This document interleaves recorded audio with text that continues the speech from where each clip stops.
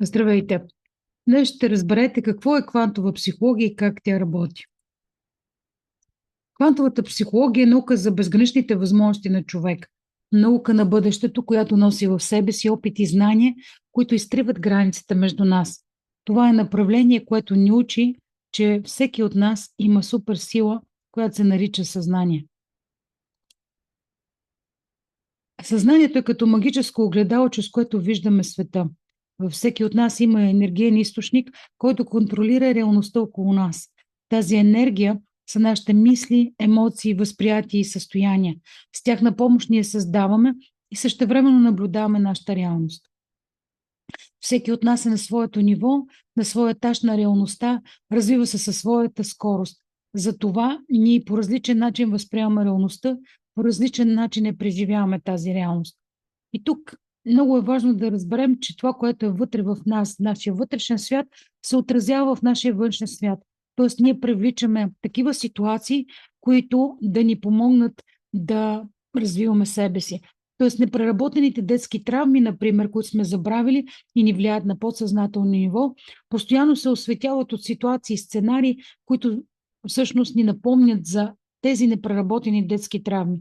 И тук е нужно да ги преработим, за да не се повтарят повече в нашия живот. В нашата материална действителност всичко се състои от елементарни частици и електрони.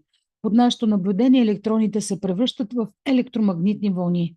Ако ги наблюдаваме, електроните съществуват навсякъде и никъде едновременно. Всичко във Вселената е чист енергиен потенциал.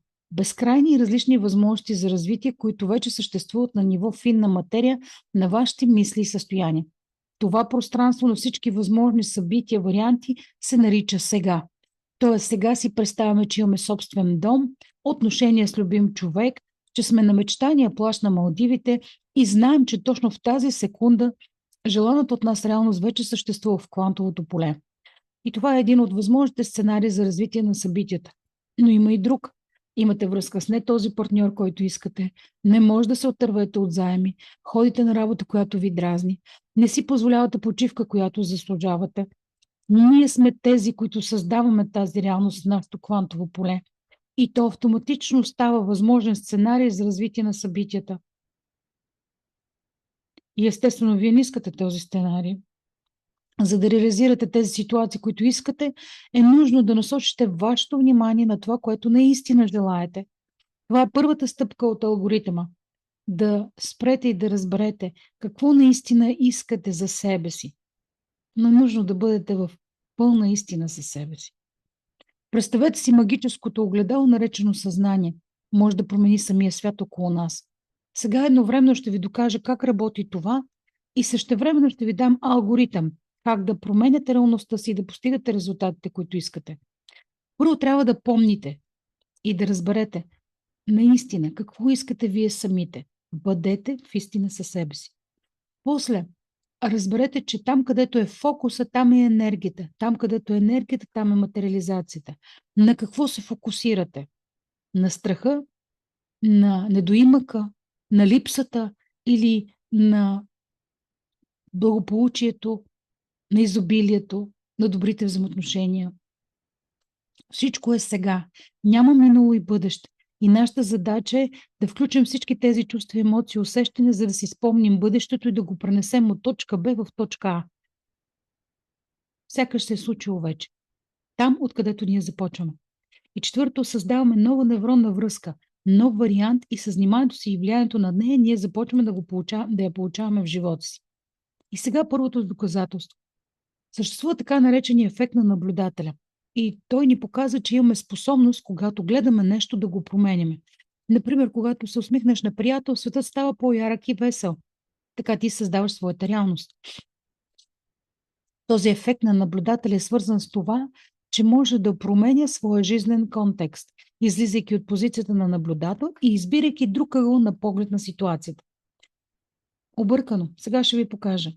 И това е възможно, защото всичко наоколо се състои от енергия и хората в това число. Но за много хора е валиден един капан, който звучи по този начин. Ако не виждам, не го виждам, значи не съществува. И сега доказателството. Има направен опит, в който включват един лазер и насочва светлината към една стена. Но тази светлина преминава през два процепа. Отстрани има човек, който наблюдава какво се случва. Когато в помещението има човек, на стената се отразяват тези две правоъгълни линии, които са отражение на процепите. И това е логично. Те повтарят този опит и с топчета, изпращат ги през една пролука, после през две пролуки и винаги резултатът е един и същ. Но какво се случва, когато те променят тактиката си и те включват камерата в помещението, не остава никой и лазера остава включен. Т.е. светлината продължава да се изпраща към стената. И когато екипа се връща, светлината не минава само през пролуките, а пробива цялото пространство. И това било уникално. И забележете, тук, когато няма наблюдател, не съществуват никакви препятствия. Отново ще повторя, за да го осъзнаете. Когато няма наблюдател, не съществуват никакви препятствия. Всички вещи и явления, които наблюдаваме в нашия свят, е само нашата представа за тях. Това се получава от това, което са видели нашите родители и родителите на нашите родители. Това засяга и хората. Ние можем да виждаме един друг, защото вярваме, че е възможно. Тоест имаме предварителна информация за това. А вече доказаха, че човек се състои от множество атоми. А атомите са нищо. Пустота. Всичко в нашия свят е само нашата представа за това. Тоест, ако ти виждаш това видео от световете презентация, е само защото някой друг го е виждал и ти е разказал за видеото и презентацията. Какво е това? Може би да са родителите ви, може би и родителите на техните родители. По тази логика. Можеш да кажеш, че няма нищо в този свят, а можеш да кажеш, че в света има всичко и всичко е възможно. Важно е върху какво се фокусираш. Важно е да знаем обаче, че с раждането ни действа една матрица, наречена социум, в който има определени убеждения, правила и норми. И те също ни въздействат и ни влияят. И сега ще ви дам един пример.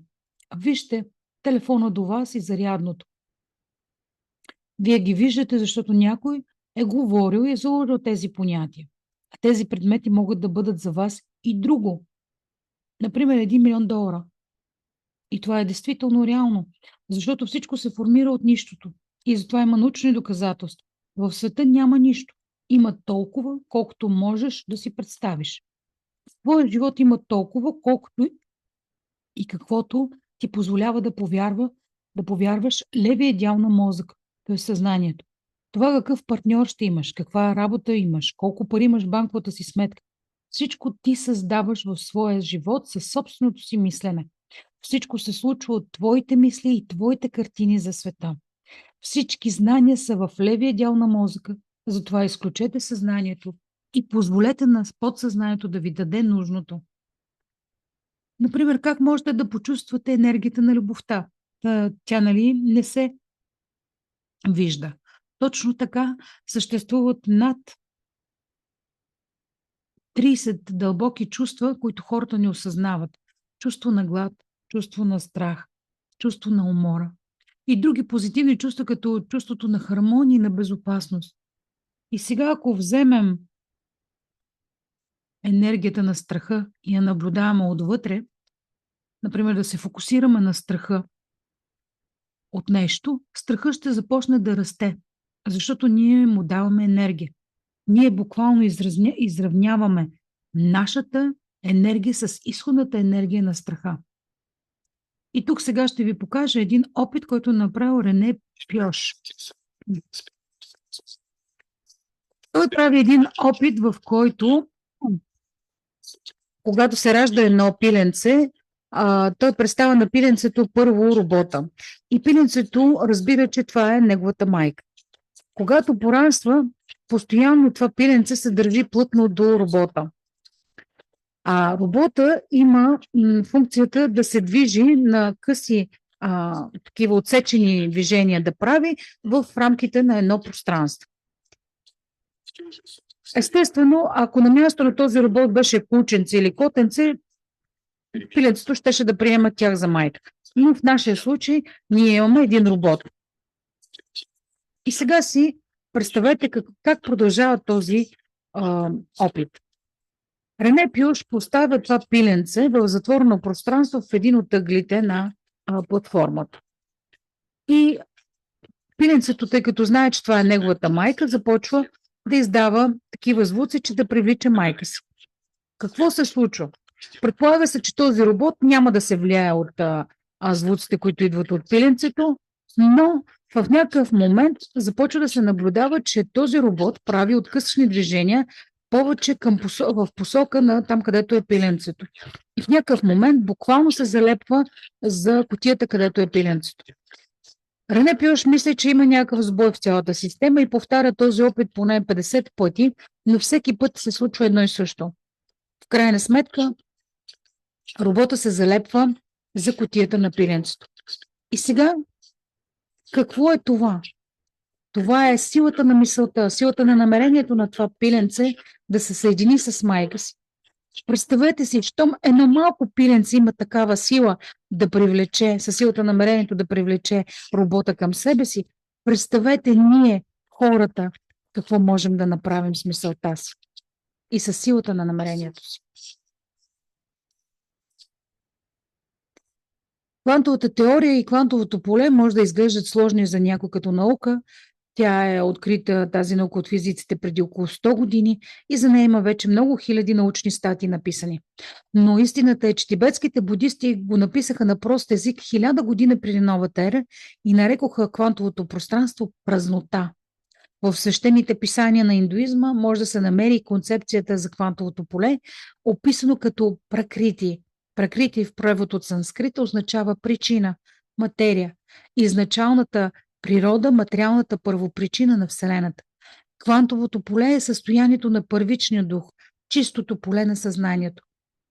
Това, което идва от всичко. Там и отива. Великите йоги се стремят да разберат квантовото поле като състояние на просветление, в което изчезва индивидуализма и отделеността.